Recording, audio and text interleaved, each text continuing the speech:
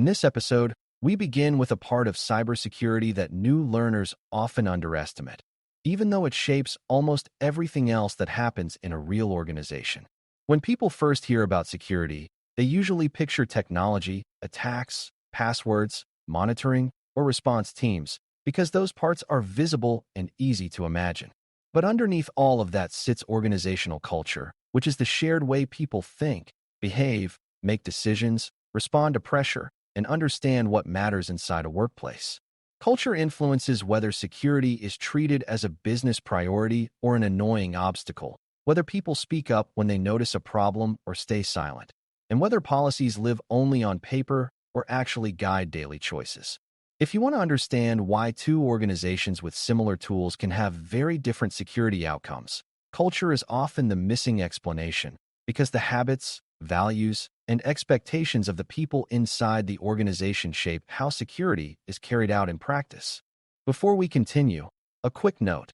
This audio course is a companion to our course companion books. The first book is about the exam and provides detailed information on how to pass it best. The second book is a Kindle-only ebook that contains 1,000 flashcards that can be used on your mobile device or Kindle. Check them both out at cyberauthor.me in the Bare Metal Study Guide series. A simple way to understand culture is to think of it as the unwritten environment that tells people how work really gets done. Every organization has official documents, formal roles, and stated values, but culture is often revealed more clearly through daily behavior than through polished language. It shows up in how managers react to bad news, how quickly teams share information, whether employees feel safe admitting mistakes, and whether deadlines always crush everything else.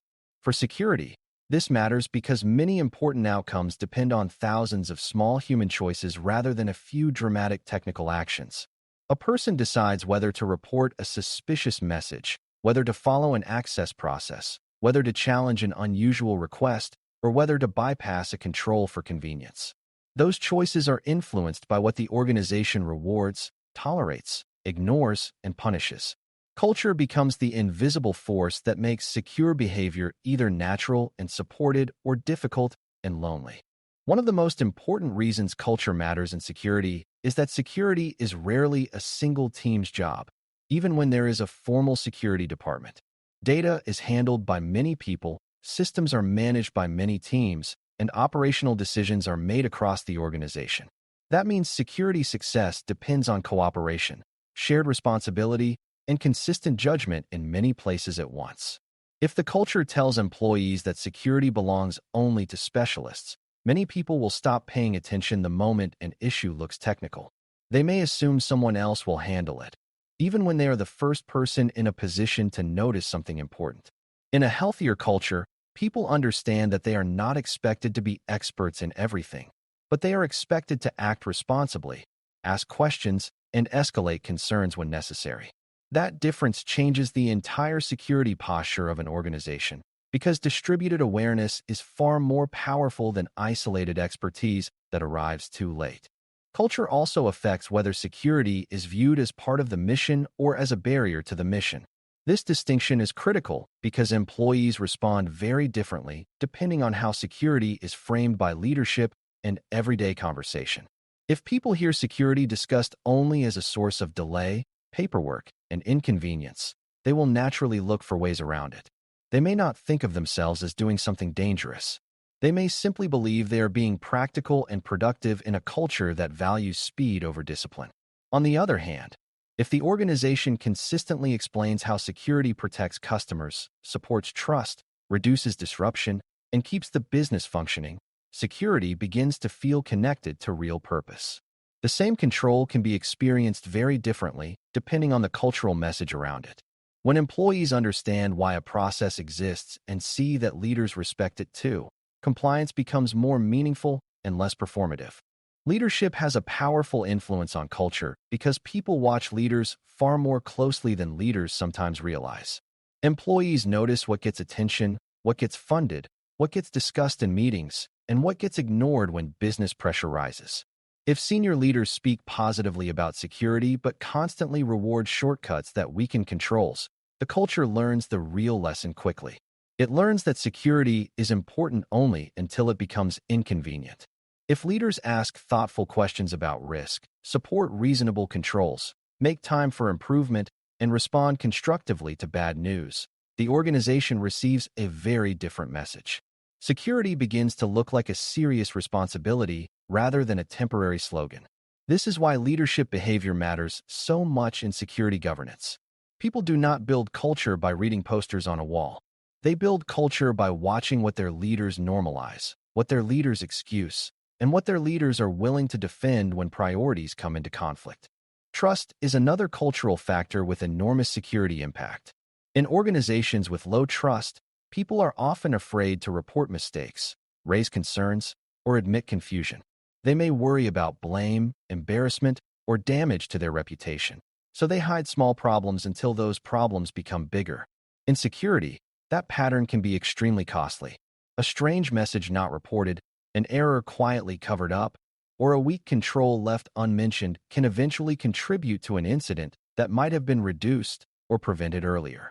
In a healthier culture, people understand that reporting concerns is part of protecting the organization, not an admission of personal failure. That does not mean anything goes or accountability disappears.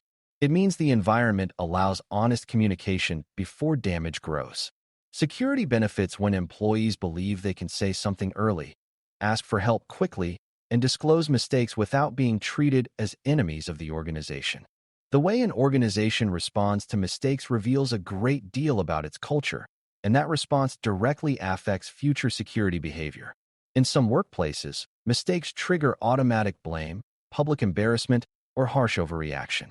That approach may look tough, but it often teaches the wrong lesson. People become more focused on self-protection than on rapid disclosure and learning. In security, that is dangerous because speed and openness often matter when a problem first appears. A more mature culture distinguishes between honest error, weak process design, negligent behavior, and intentional misconduct. It treats people fairly while still taking security seriously.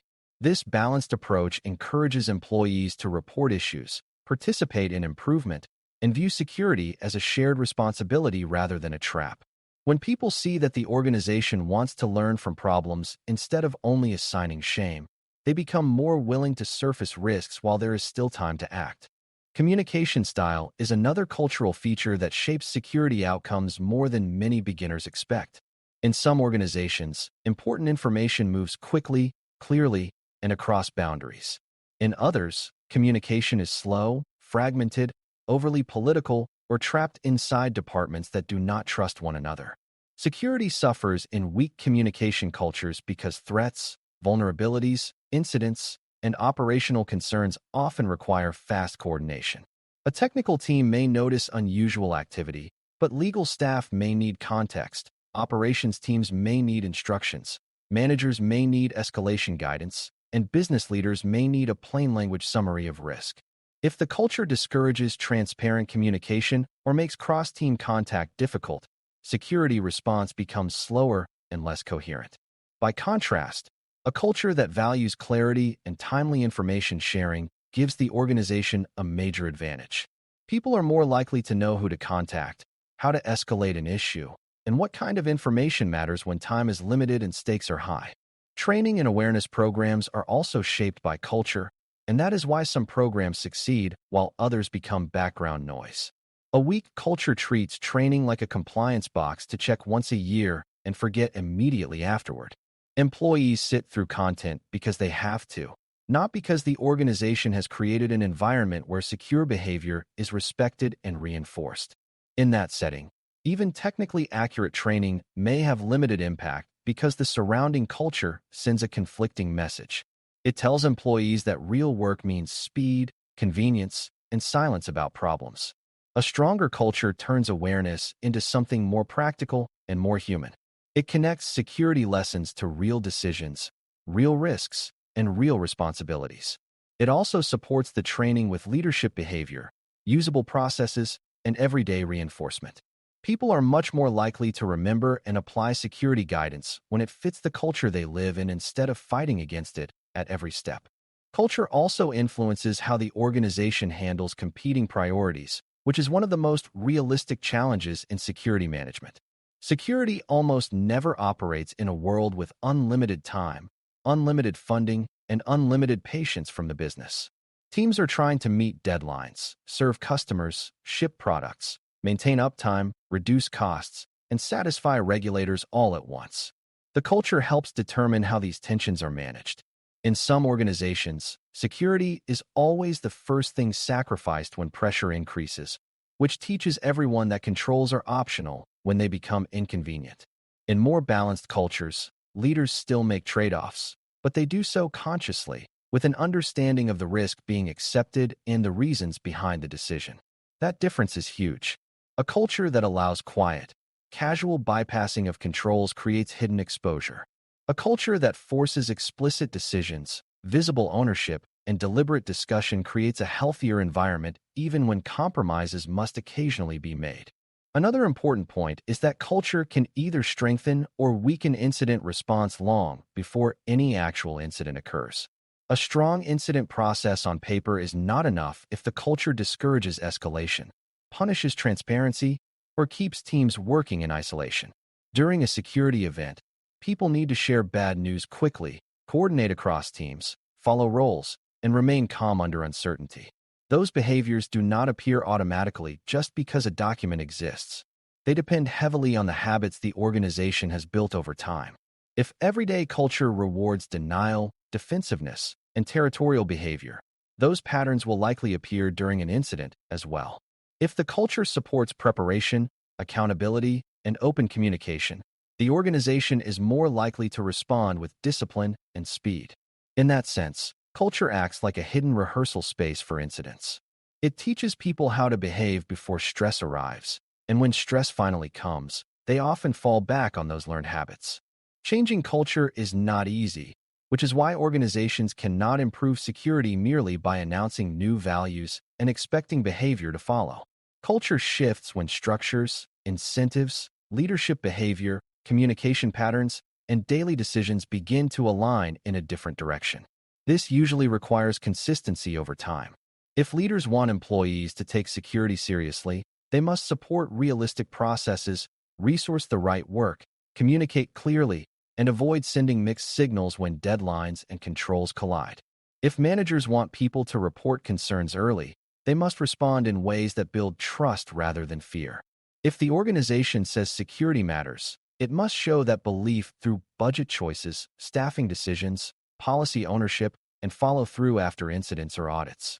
In practical terms, cultural improvement is less about motivational language and more about repeated proof.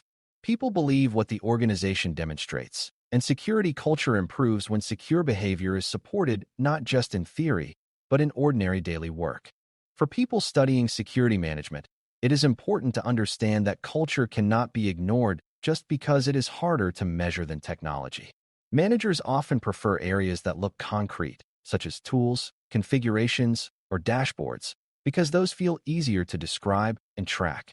But culture often explains why controls are embraced, ignored, misused, or bypassed.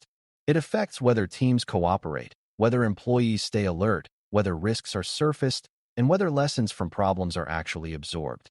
A security manager who fails to notice culture may keep trying to solve human and organizational problems only with new controls or stricter language.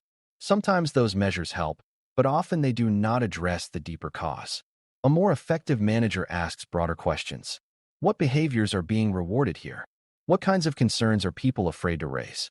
Where do messages from leadership conflict with day-to-day reality?